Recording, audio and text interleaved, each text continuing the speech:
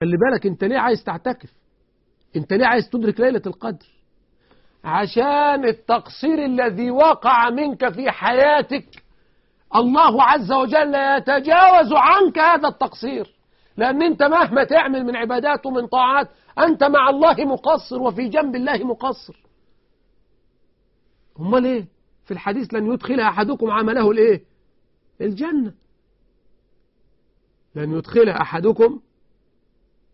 يدخل أحدكم عمله الجنة، يعني العمل مش هيدخلك الجنة. قالوا ولا أنت؟ قال ولا أنا، حتى الرسول، إلا أن يتغمدني الله بإيه؟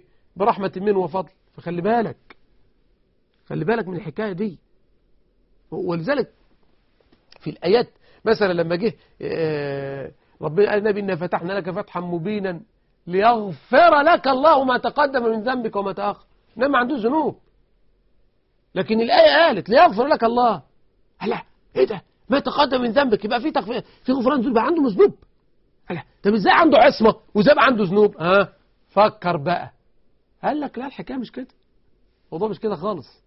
الموضوع لو أن رسول الله صلى الله عليه وسلم كان بشرا عاديا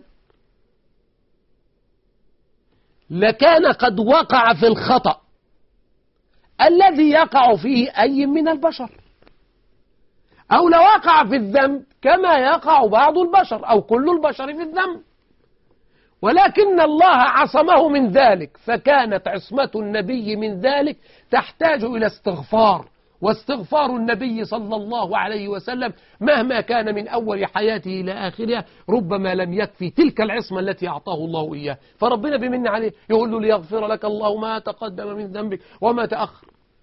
خلي بالك من الحكاية.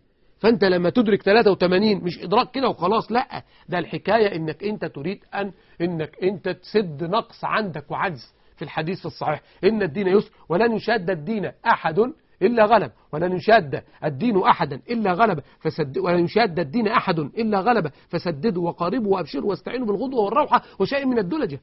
ده كلام النبي عليه الصلاة والسلام.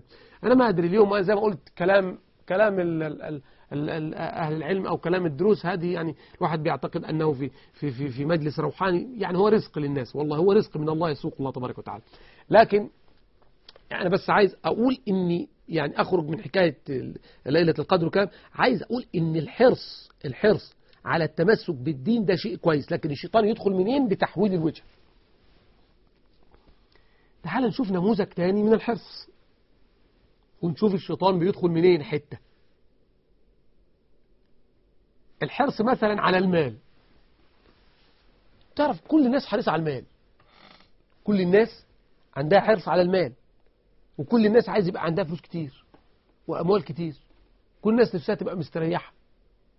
حتى الصحابة لما النبي قال لهم كده، قال لهم ايه رأيكم لو جه زمان من الأزمنة وبقى الواحد فيكم يعني لابس حلة ويروح في حلة ويجي يعني يغير في كذا، وتوضع صحفة وترفع صحفة وتحط قدامه أكل في طبق وروح معين وتشتري الأكل وتحط أكل تاني والحياة تبقى جميلة، يعني معاكم فلوس كتير. قالوا يا رسول الله نحن يومئذ أفضل من اليوم، عندنا فلوس وخلاص، ولا هنقعد نفكر بقى في مجال فلوس ولا بتاع ونأدي في العبادة وبتاع. قال النبي بل أنتم اليوم أفضل من يومئذ، انتوا النهاردة أفضل من اليوم ده، اللي هيجي عندكم يبقى عندكم فلوس كتير جدا، النهاردة يومكم أفضل. وفعلا كل الناس لما كانت مثلا في حالة وضع فقر معين وبعدين يرجعوا يتغنوا يبقى عندهم أموال كتير قوي، ايه اللي يحصل؟ لما يقعد مع نفسه كده يقول ياه لو نرجع تاني زي زمان